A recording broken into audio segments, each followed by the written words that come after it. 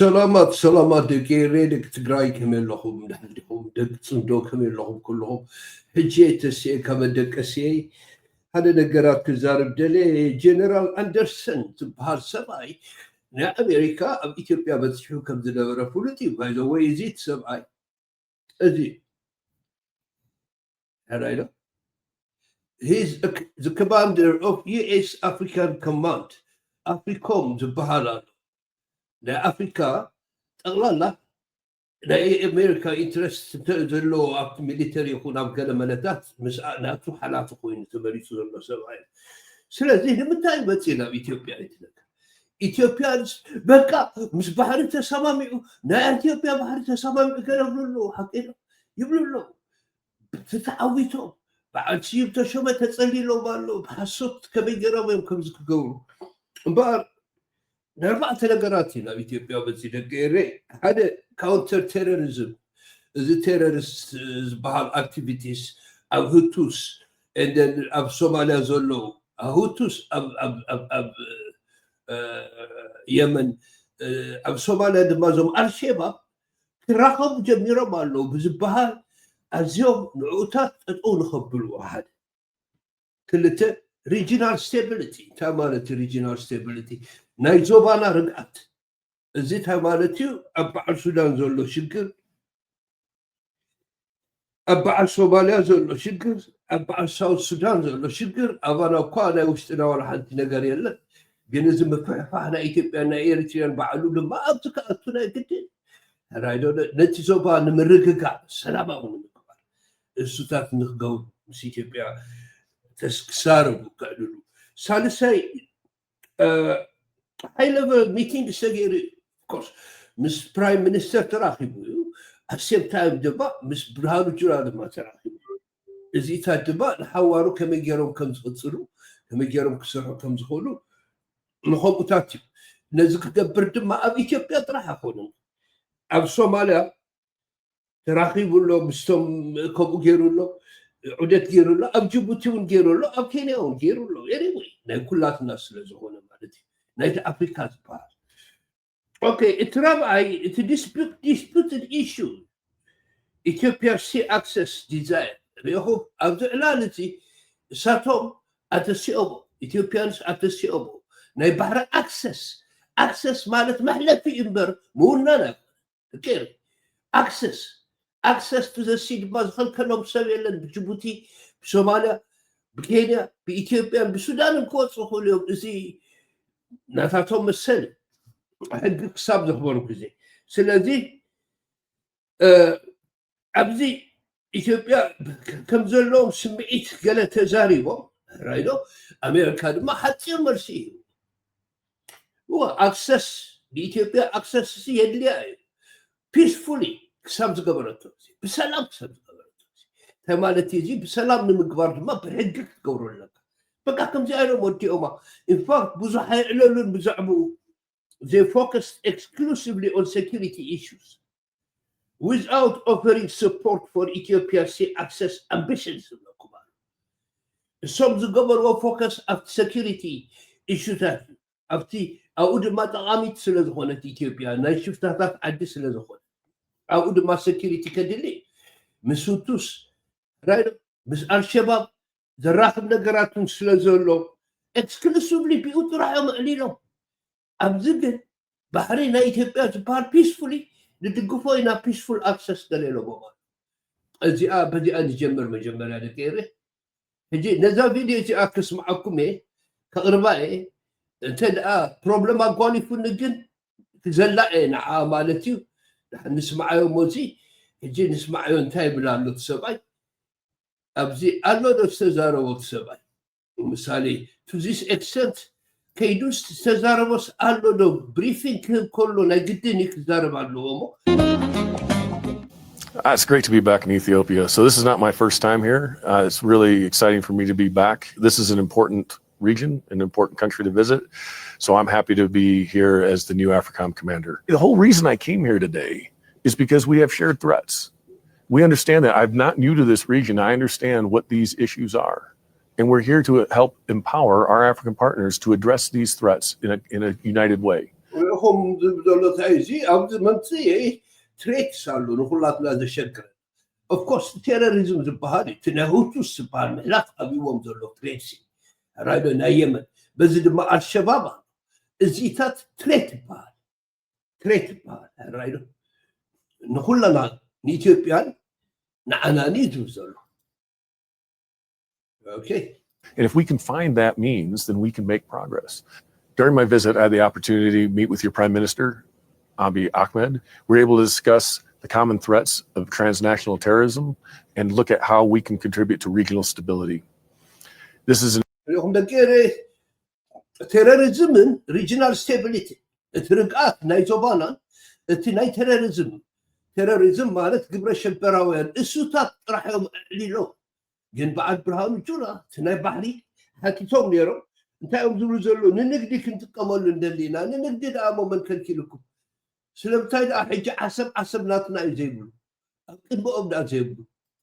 An important visit for me as Ethiopia is critical to both of those. My time in Addis Ababa underscored the importance of collaboration, not only between the United States and Ethiopia, but with the African Union and other regional partners. As we face a growing security to terrorism and to regional stability. نخلتي كيد حيلي استزاربوا نوع طرح أبزي ناي بحر قال زبروا نقر تلو threats, including the rise of terrorist activities in East Africa, the Sahel, and West Africa's coastal regions. The collective efforts are more important than ever. I know these are difficult challenges.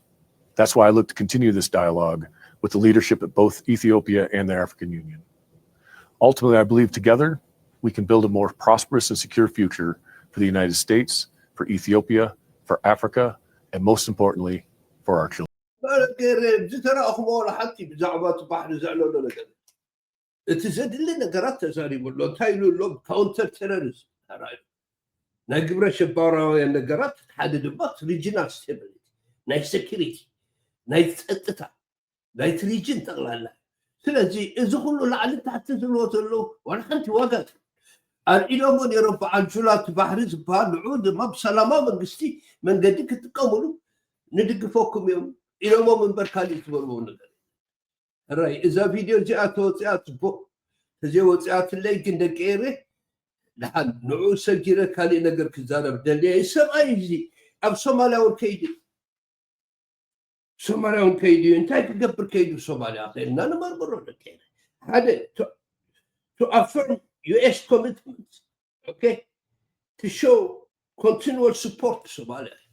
حاجز استحقاقه سلازلو سبحان الله تسمع سلازلو قصال زخونه حاجز رايدو عركنتهم نخري امريكا من صوماليا زلو عركنت نخري حدا كلتا تكاونتر تيروريزم زبحال ابز دما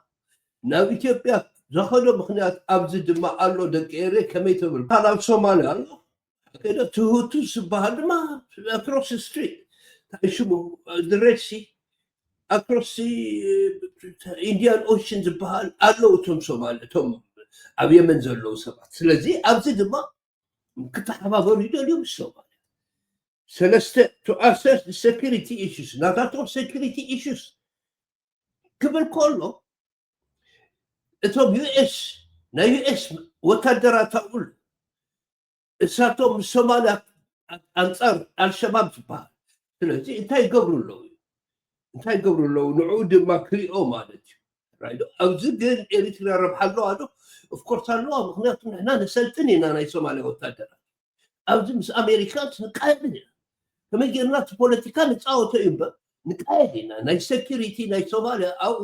ዘባእሲ የብልና ምስ ኣሜሪካ ንሰማማዒና ባዕልናው ነሰልጥኖም ስለ ዝኾኑ ራይዶ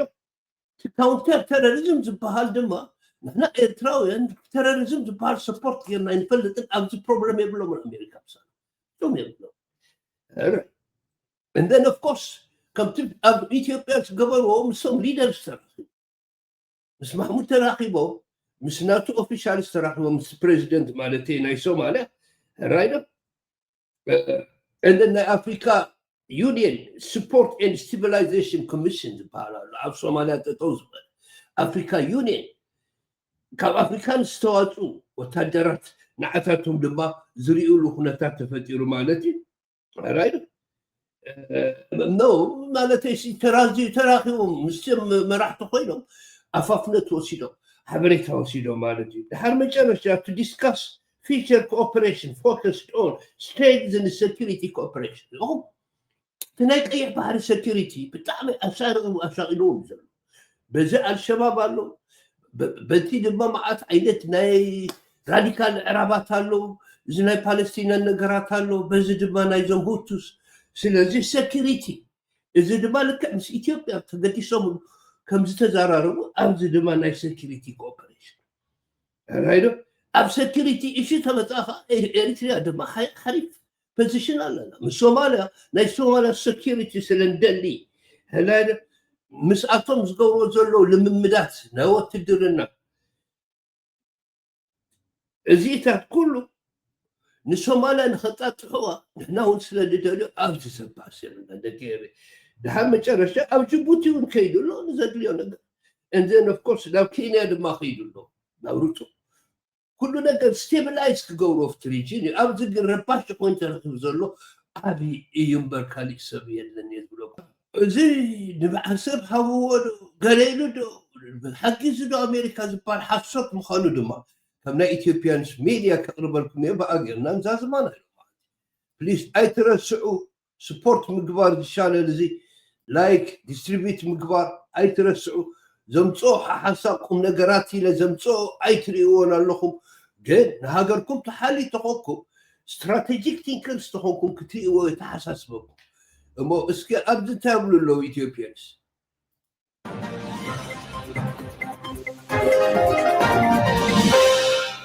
ሰላም ጤና ይስጥልን ተመልካቾቻችን ከአንከር ሚዲያ ዝግጅት ክፍል ያክብሮ ሰላምታችን እናቀርባለን የዕለቱን ዜናዎች ከዘውትር ተሳታፊያችን ጋር ጦር አዛዥ በአዲስ አበባ ባደረጉት ቆይታ ለአብይ አህመድ አገዛዝ የአሜሪካንን ስጋት በመግለጽ ማሳሰቢያ መስጠታቸው ተገለጸ የአብይ በጣም ተሐሳሲውም ከዘሎ ሴኩሪቲ ትጸጥታ ናይቲ ሀገራት ተቀላል ተሐሳሲው ከዘሎ አሜሪካ የሊጾምሉለውን አብይ ብለኩም አህመድ አገዛዝ የባህር በር ባለቤት ለመሆን በሚል ያደረገ ያለው እንቅስቃሴ ቀጠናውን ለደህንነት ስጋት ሊያጋልጥ ይችላል የሚል ስጋት እንዳላት አሜሪካ ለአብይ አህመድና ለባለስልጣናቱ መግለጿን ነው አንከር ሚዲያ ያገኘው መረጃ የሚያመለክተው የብልጽጌሬ አውሽቶም ዘሎ ካውሽት ዝረከብናዮ ዝብሎ እዚኦም ድማ ናቶም ምዝዛሮ ኦፍ ኮርስ እዚ ናይ ባህሪ ዓሰብ ይግባእኒ ዝበሃል ነገራት ኣብቲ ቀጠና ችግር ክፈጥር ከም ዝኾነ አተሐሳሲቦም አለው ጽግና መገናኛ ብዙሃንና በማህበራዊ ሚዲያ ላይ እየተሰራጨ ያለው ከጀነራሉም ሆነ ከአሜሪካን አቋም ጋር ያልተገናኘ አሜሪካ ኢትዮጵያ የባህር በር ባለቤት እንድትሆን ድጋፍ አሳይታለች እየተባለ የሚገለጸው ትክክለኛ እንዳልሆነ ነው አንከር ሚዲያ ማረጋገጥ የቻለው የሐሰት ኢትዮጵያ ሐጊዛቶ ንዓሰርቶ ገለ ንባህሪ ዶ ገለ ዝበሃል ሐሰት ከም ዝኾነ ጥራሕ ይተረጋግጽ ኣብቲ ሰብኣይ ድማ ጽሑፍ የለን ኣብቲ ዘንበቦስ ዝተዛረቦ ዘረባ ንምንታይ ከም ዝኽእል በቃ ንቴሮሪዝም ንሪጅናል ሴኩሪቲ ይኽእል ካልእ ነገር የለን ኣተሲኦሞ ትዕላል ኦፍኮርስ ንሕግዘኩም ኢና ፍሪ ኣክሰስ ክህልወኩም ማለት ኣክሰስ ልክዕ ብሕጊ ተቐይድኩም ክትከዱ ኢልዎም ኢሎም ኣለዉ ካልእ ዘረባ ኣይተገብረን ሰዓቱ እዞም ኢትዮጵያንስ ግን ዝኾነ ፃዕዳ ምስ ረኸቡ ሓደ ሰብ መፂ ኮፍ ተበለ ካብ ኣሜሪካ ከምዚ ንጉስ ኣምላኽ ዝመፅእ መሲሉ ይስምዖም እሞ ከምዚ ኢሎም ይዕልሉ ዋላ ሓንቲ ነገር የለን እምበሺ ኣጠንቂቖም እዮም ከይዶም እሱ ጥራሕ ኣይኮነን ካልእ ጀነራል እውን መፂ ነይሩ ኤኒወይ ብድሕሪኡ ኤኒወይ አጠንቀቆም እዮም ከይዶም ዝብለኩም ዘለኹ አሜሪካው ጀነራል ከዚህ ቀደም በውጭ ጉዳይ ሚኒስትር ማርኮ ሮቢዮ ለአብይ አህመድ በቀጥታ በስልክ የተነገረውን ማሳሰቢያ የደገሙ ሲሆን አብይ አህመድ የጀመረው የባህር በር ባለቤት የመሆን እንቅስቃሴ ቀጠናውን ወደ ለየለት ቀውስ የሚከተው በመሆኑ ከድርጊቱ መቆጠብና ለቀጠናው ሰላም አስተዋጽኦ ማድረግ እንደሚገባ ማሳሰቢያ መስጠታቸውን ነው በደረሰን መረጃ ላይ ተመልክተው በጉዳዩ ላይ የዘውትር ተሳታፊያቸው ማርኮ ሮቢዮ ታይሽ ዝገበሮ ነገር ነው حسب نبعث أبي قد فوز إبداع نزيله بويلهم رايدو أبزنا أمريكا ستيت ديبارتمنت قالوا بدأت مسافر كورس أبز فورين أفيرس سيركو سبعة الجد ما نايتو إكستنشنز ناتو ما أتصلتايو إلهم يمززارو وزرلو إثيوبيانس جن of course ناتو خوينو مشتم كانوا هاجرات تخيلوا سلز رأي نجيبوتي نكينيا رايت ونسلز رأي الصوماليا ونسلز رأي تغلال لها في الشاو زخونة كونتات مسألتهم زقورو حدا تمساسالي زخونة نقرات يزخيلوا مالتي نسرح ዝጥራሕ ክንረዳዳችን ሐሳብ ያክልበታል። እንግዲህ እንደሰማነው ከሆነ ጀነራሉ ማስጠንቀቂያ እንበለው ማሳሰቢያ ለአብይ አህመድና ለአብይ አህመድ ጀነራሎች በግልጽ የሰጡበት ሁኔታ ነው ያለው። የጀመራችሁት አካሄድ ቀጠናውን ለቀውስ የሚዳርግ እንጂ የሚያረጋጋ አይደለም፣ ለማረጋጋት በጋራ እንሰራለን ብለው መግለጻቸው ነው ያገኘነው መረጃ። በአርት ሴኩሪቲ ኢሹ ዝበሃል እዝነ ዓሰብ ዝበሃል ቅርቅር ክገድፈሎ ምክንያቱ ውስጥ ተተወልዑ ጦርነት እዚ ዘይበሃል ጉዳት ክበፅሕ እዩ ኣብ ትሬድስ ሴኩሪቲ ስለዚ ኢልካ ሓዝዮም ዝብሉ ኣብዚ ስእሊ ኸማ ነሪአኩም ራእይዎም ብዙሕ ዝተሓጎሰ ይመስለኒ የሚያመለክተው በተቃራኒው የአብይ አህመድ ዲጂታል ሰራዊቱና መገናኛ ብዙሃኑ አሜሪካ ለአብይ አህመድ የባህር በር ባለቤትነት አጀንዳ ድጋፍ ሰጠች የሚባለው ፈጽሞ የተሳሳተ እንደሆነ ነው ለማወቅ የቻልነው። የኢትዮጵያ አይነት ሐሳብ ከዛ አይነት በሐሳብ ጥራህ በዝኸዱ ሰባት በፍጹም እኮ በቃ ወሪሶም እኮ ተሐሱት ወሪሶም እንዲህ ዝበሃል ወሪሶም ምንም ከምኡ ዝበሃል የለን። አሜሪካ ብዚ ንዓና ዘባእስ ነገር የለን። ኣብ ሱዳን እውን ከም ዝፈልጥዎ ዘለኹም ምስ ሳዑዲ ዓረብያ ቲም ኣፕ ጌራ ክትሰርሕ ትደለ ራይት እቲ ኩሉ ፕሮብለማት ኣብኡ ዘሎ ናይ ኤዩ ኣራብ ኤሚሬትስ ኤዩ ዶም ዝብሎም ኣራብ ኤሚሬትስ ኣብኡ ሽግር ተፈጢሩ ከም ዘሎ ንሱዳን እውን ሰላም ክገብሩ ከም ዝደልዩ ድማ ካልእ ዓይነት ኢሹስ ኣሎ። እዚ ድማ ይፃረር እዩ ምስ ኣብ ሴኩሪቲ ናይ ጠቕላላ እዮም ዝደልዩ ዘለዉ እቲ ኤርያና ኣዲስ ናይ ዝብለኩም ዘለኹ ስለዚ ባህሪ ከልኩም ሓዙ ክብሎም ኣሜሪካ ከመይ ገይሮም እዮም ዝብሎ ባዕሎም ዝፈረሙሉ ባዕሎም ኣብ ሃገሮም ዝውሉ ብለት ባንዴራ ናይ ኤርትራ ኣብ ኒውዮርክ ሲቲ ተረዲኩም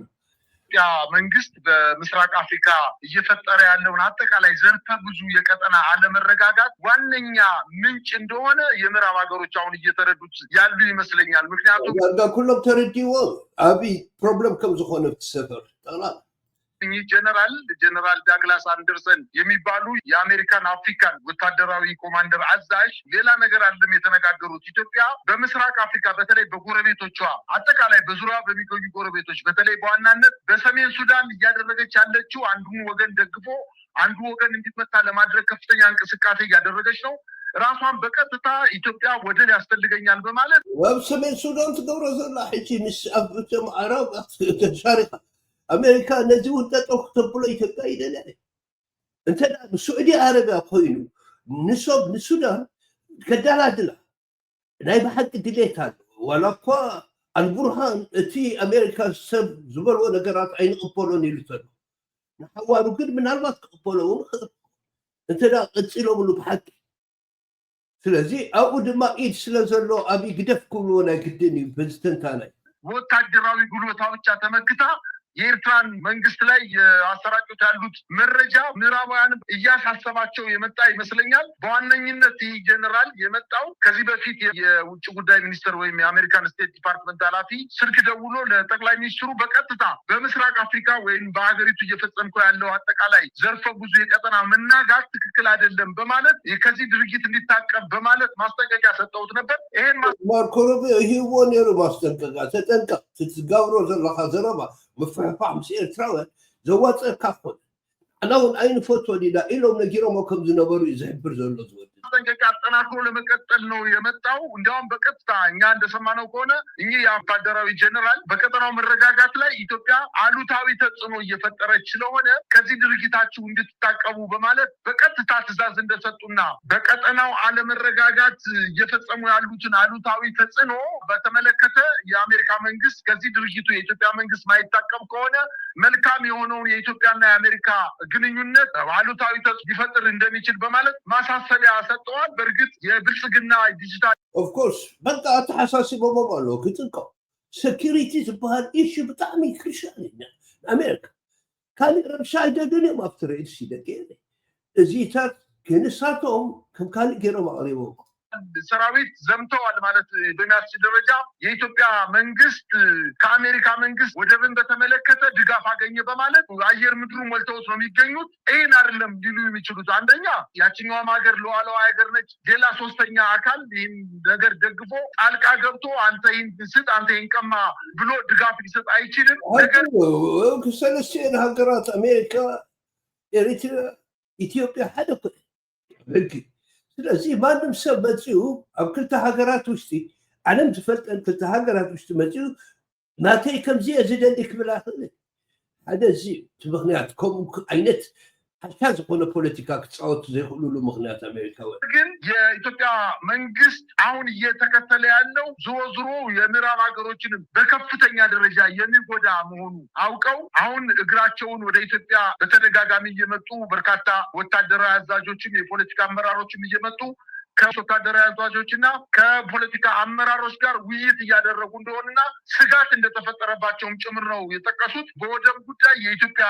መንግስት በወደቡ የመጠቀም መብት የዓለም አቀፍ ድጋፍ አለው። ይህን ተናግሮ ሊሆን ይችላል። ይህ ደግሞ ከሌላው ሀገር ማረጋገጫም አያስፈልግም። የኤርትራ መንግስት የሚሆን የጅቡቲ መንግስት፣ የኬንያ መንግስት የሚሆን የሶማሌ መንግስት በወደቡ የመጠቀም መብት አላቸው ብሎ በተደጋጋሚ ጊዜ ተናግረዋል። ነገር ግን የወደብ ባለቤት በፍጹም ወደብ ዝበሃል ችግር የለን። እዚኣ ከኽብራ ዘሎ እንደገና መላልሰ ዝርአኩበት ነዚአን ተኽቢርዎ ወደብ ዝበሃል ኣብ ሶማልያ ዶ ኣብ ኤርትራ ዶ ኣብ ጅቡቲ ዶ ኣብ ኬንያ ዶ ኣብ ሱዳን ዶ ክረክብ ይኽእል። ነዚ ስርጥ ሒዝካ ግን ኣይኸውንን እዩ እዩ ዝብል ዘሎ ዝኸልከሎ ሰብ የለን ሓፂን እንሆን ነው በማለት ለኢትዮጵያ ሕዝብ የተሳሳተ መረጃ እያሰራጩ ነው የሚገኙት። እኚህ ጀነራል ወደ ኢትዮጵያ የመጡበት ዋነኛው ምክንያት በኢትዮጵያ እየተፈጠረ ያለውን የቀጠናውን መረበሽ እንድታቆም ለማድረግ እንደሆነ ነው መረጃዎች የሚያመላክቱት። በዛሬው ዕለትም እንዲሁ ጀነራል ፒየሪ ሼል የሚባሉ የፈረንሳይ ምድር ጦር አዛዥ ወደ ኢትዮጵያ መጣው የመከላከያ ሰራዊት ከፍተኛ አመራር ሶሪ ኣብ ካልኣይ ጀነራል አሜሪካውን ኢለክም ነይረ ተጋጊየ ደቂረ ነዚ ማለት ናይ ፈረንሳይ ጀነራሉን ከይዱ ነይሩ ማለት ሶሪ ያው ዝነበረ ኢንፎርሜሽን ጌጋል ጋር ውይይት አድርገዋል። እንግዲህ በዚህ ውይይታቸው ወቅት በተለይ ጀነራል ይመር መኮንን የተባሉ የመከላከያ ትምህርትና ስልጠና ዋና መምሪያ ኃላፊ ከሆኑት ሰው ጋር ውይይት ማድረጋቸውን በመከላከያ ድረገጽ ላይ ወጥቷል። በሰላም ጉዳይ ላይ ውይይት እንዳደረጉና እንግዲህ የምዕራብ ሀገሮች አሁን በኢትዮጵያ ላይ እየተፈጠረ ያለውን አጠቃላይ ዘርፈ ብዙ የቀጠናዊ ችግር ለማሳሰብ በከፍተኛ ደረጃ ጭንቀት ውስጥ እንደገቡ በሐፂሩ እቶም ዌስተርነርስ አውሮፓ ይልኩም አሜሪካ ተጨኒቆም ኣሎ በሰባይ ስለዚህ ጠጠው ንኸብልዎ ፃዕሪ ገብሩ ከም ዘሎ ከም ዝረኣኽቦ ወዲ ፈረንሳይ ሓደ ጀነራል ሓደ ድማ እቲ ናይ አሜሪካ እኳ ናቱ ስራሕ ጀነራል እዩ ክገብር ከይዱ ነይሩ። ስለዚ ዋላ ሓንቲ እቲ ዝብልዎ ዘሎ ሓሶት አሜሪካ ንዓና ትጎብጠና ምክንያት ባህሪ ናቶም እዩ ትብለሉ ምክንያት ንኢትዮጵያንስ ምንም ነገር ከም ዘየለ ኩሉ ዝዛረቦ ዘሎ ሓሶት ከም ዝኾነ ኢንፋክት አንፃርቲ ዝብልዎ ከም ዝኾነ ንክነግረኩም ኢለ የመፅየ ደገየ ፎን ኢሎም ማዓንቲ ተመሊሰ ክሳብ ዝመፅእ ላይክ ምግባር ሼር ምግባር ኣይትረስዑ ደገየ ሳብስክራይበርስ ድማ ቀፅሉ እንዳላ take good care of yourselves. እንዳበልና ናይ ጉዳይና ናብ ውሽጥና ክንኣቱ ኢና ንምንታይ ተበልኩም ደገየረ ኩሉ ነገር ተወዲኡ ራይዶ ኣብይ ድሕሪ ሕጂ ትሬት ክኾነና ኣይኽእልን እዩ ዋላ ላዕሊ ታሕትን ይበል ፅባሕ ዘልግስ መንግስቲ እዩ ሕጂ ብፅቡቅ ምርድዳእ ምስ ኢትዮጵያንስ ኣለና ፅቡቅ ኮንትሮል ናይ ሴኪሪቲና ኣሎ ስለዚ ናብ ውሽጥና ሕጂ ናብ ውሽጥና ደገየረ እና see you next time